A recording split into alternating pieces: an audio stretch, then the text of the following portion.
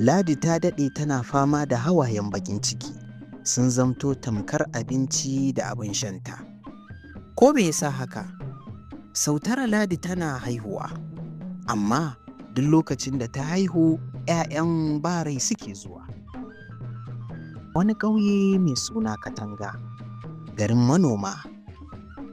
Gulma da tsegumi ya karaɗe ko'ina cewa mahaifar Ladi makabarta ce, duk yaron da ya kwanta a cikinta zai fito ba rai.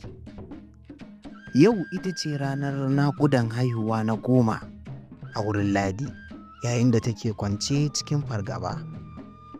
Ki tura 'yata, in ji ingozoma Inna Shafa. Zan iya ba Inna Shafa. Ba zan iya ba Inna Shafa, ƙarfina duk ya ƙare, Ladi ta faɗa cikin tsananin zafin naƙuda. A waje kuwa, mijin Ladi ne wato Malam Audu yake zaune yana jiran a ce masa ya je makabarta a tona kabarin jariri domin ya fidda rai da samun rayayyen jariri. Yayin da su ma a ciki suke jira Ladi ta haifa yaro a kai shi makabarta a binne. Abin da ba su sani ba shine wannan karan Ladi ta yi alkawari za ta sadaukar da komai, za ta bi kowace irin hanya domin ganin ta samu yaro ko yarinya wanda zai rayu. Watanni kaɗan kafin wannan rana na naƙuda, yayin da ƙauye suka sanya Ladi a gaba da cewa ita mayya ce, ita ce take cinye 'ya'yanta, yayin da mijinta kullum yake cikin rama saboda tashin hankali da baƙin ciki.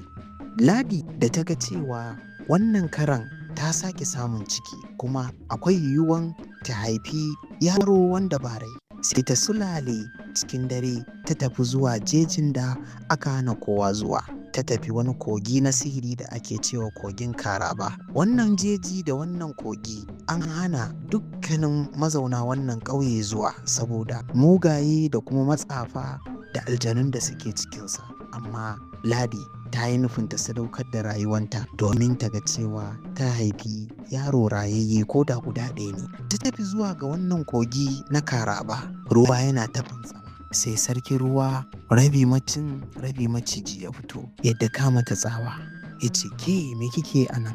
Ladi cikin kuka ta faɗi ta ce, na zo ne da roƙo, ina so a taimake ni.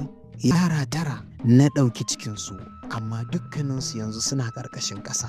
Ina so a taimake ni, wannan cikin nawa na haife shi. Sarkin ruwa ya ce, ba damuwa, an gama, za ki haifi yara amma za su rayu, sai dai rabi nawa rabi naki. A shekara na 18 dole za su dawo cikin ruwa, kuma ki saurara ki ji, kada a bari da daddare a haska su. Da dare ya yi, kada a kunna fitila inda suke, idan ba haka ba kuwa komai zai iya faruwa.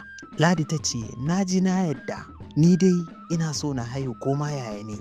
Duk wani tsoro ya kau, duk wani haɗari Ladi ta daina gani. Don haka Ladi ta yadda da sharaɗin sarkin ruwan tekun Karaba. Mamaki ya kama kowa a yau domin dai Ladi ta haihu lafiya lau. Babban ma abin mamakin shi ne ba yarinya ɗaya ta haifa ba, yara 2 ta haifa duka mata. Guda aka sanya mata Zubaida, ɗayar kuma aka sanya mata suna Zainabu. Kan jikinsu luwai-luwai sumul-sumul sai sheƙi suke yi. Hakanan gashin jikinsu ma yanda ka san na musamman ne wanda aka sarrafa shi daga wani kamfani. Ba abin mamaki ba ne, saboda watakila rabi mutane ne rabi kuma macizai. Hakanan dai Ladi ta ci gaba da renon yaranta. Tun a wannan lokaci ta fashe dukkanin fitilan gidanta. Idan dare ya yi, ba a kunna fitila a gidan, musamman a yankin da yaran suke rayuwa. Wani lokaci Zubaida takan yi tambaya ta ce, wai me yasa mu gidanmu ba ma amfani da fitila ne da daddare? Sai Zainabu ta ce, wa ya sani, haka dai ai innarmu ta zaɓa, don haka mu ba mu da ta cewa. Da yake Allah ya yi kyau wa Zainabu, idan ka ganta tamkar wata jinsin Larabawa, wanke hannu ka taɓa. Nan da nan ta samu manema irin samarin ƙauyen nan 'yan kwalisa. Wani maharbi mai suna Sani ya faɗa soyayya da Zainabu, yayin da ita kuma Zubaida take nan tana jiran Rabbana Atina. Lokacin da Zubaida ta ga Sani da Zainabu suna shantakewa suna morewa cikin soyayya sai ta ji kishi ya kama ta. Har dai lokacin aure ya yi, aka sanya ranar aure kuma aka ɗaura aure. Kowa yana cikin farin ciki, amma ita Ladi wato mahaifiyarsu tana cikin tashin hankali. Saboda wannan sharaɗi na zama cikin duhu idan dare ya yi. Idan aka kunna fitila kuwa ita kanta bata san wani irin mummunan abu ne zai faru ba. Dai ta gaya wa Sani sharaɗin auren Zainabu cewa idan dare ya yi kada ya kuskure ya kunna fitila a inda Zainabu take. Sani saboda ƙaunar Zainabu da yake yi ya amsa ya yadda da wannan sharaɗi. Aka ɗaura aure cikin farin ciki suka kama rayuwarsu na aure a bisa wannan sharaɗi. A gefe guda ita kuma Zubaida tana cikin baƙin ciki da kishi ganin cewa 'yar uwarta Zainabu ta samu wannan kyakkyawan saurayi ɗan kwalisa, don haka take bin sa a kasuwa wani lokaci idan sun haɗu sai ta je kunnensa ta ce masa, ka san dalilin da yasa aka hana ka kunna fitila kuwa? To in kana so ka gane ainihin gaskiya ka kunna fitila ka ga me ke faruwa. Duk lokacin da suka haɗu irin wannan maganganun take gaya masa a kunne, don haka Sani ya fara jin shakku a ransa ko dai wani abu ne wanda zai cutar da shi. Kai har wani lokaci takan ce masa da alama dai kai rago ne ba jarumi ba ne, kawai maharbin ƙarya ne kai, amma idan ka cika jarumi ka kunna fitila ka gani me ke faruwa. A ƙarshe dai Sani ya yi nufin zai je ya kunna fitila a wannan daren domin ya ga wani sirri ne ake ɓoyewa. Cikin dare bayan Zainabu ta yi bacci, Sani ya ɗauki ashana ya kunna ya nufi inda Zainabu take bacci. Ya yaya bargon da take bacci yana mai haska jikinta da ashana. Kankace kwabo nan take jikinta ya fara juyewa yana sauyawa. Cikin ƙanƙanin lokaci ta rikide ta zamto wata babbar maciji. Sani bai san lokacin da ya saki wutan da ke hannunsa ba ya kurma ihu mai tsanani. Ihunsa ya karaɗa ko'ina a wannan ƙauye na Katanga. Ihun da ya fito daga makogoron Sani ba wai na tsoro ba ne kaɗai. Ihu ne na wanda zuciyarsa ta rabu gida biyu. Wacce yake so yau ita ta ɓace, sai dai wani ƙaton maciji da yake kanannaɗe.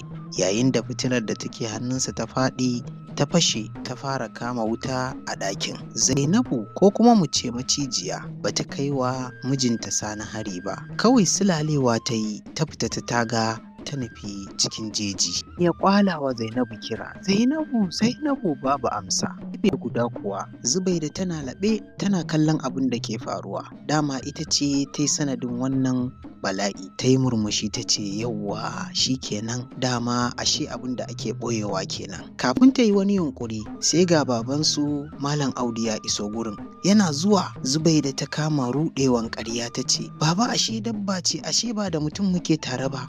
Ta yi nufin ta kashe shi. Can sai ga Ladi ta zo wato mahaifiyarsu. Hankalinta a tashe baki ɗaya ta kiɗime ta ɗimauce saboda asirin da ta jima tana binnewa yau da ya tonu. Audu ya dubi Ladi cikin fushi ya ce, ashe abin da kika yi kenan, kin kawo dabba cikin gidana muna rayuwa. Ladi ta mayar da martani cikin fushi ta ce, ba dabba ba ce, 'yarmu ce kuma za ta dawo. Mutanen ƙauye suka ɗebo makamai suka ce ba su ga ta zama ba, ai dole su fita farautan wannan maciji.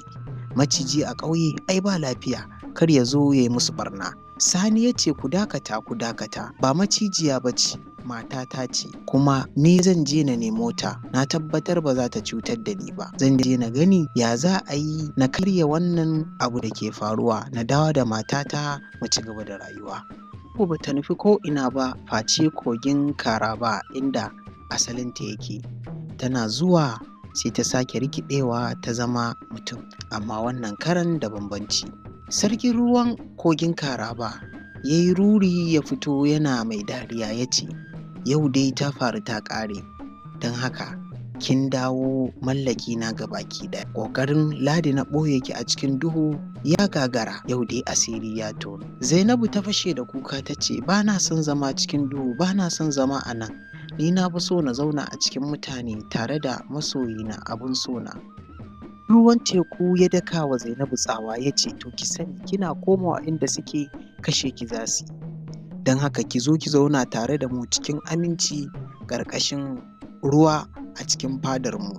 Kwatsam sai ga Sani da Ladi a guje sun biyo ta suna masu ƙwala mata kira. Ya ce, ki zo mu koma gida, na yi alkawari daga yau ba zan sake kunna fitila ba har mu ƙare rayuwarmu. Yayin da Ladi take cewa, ‘yata kar ki tafi ki bani, na roƙe ki.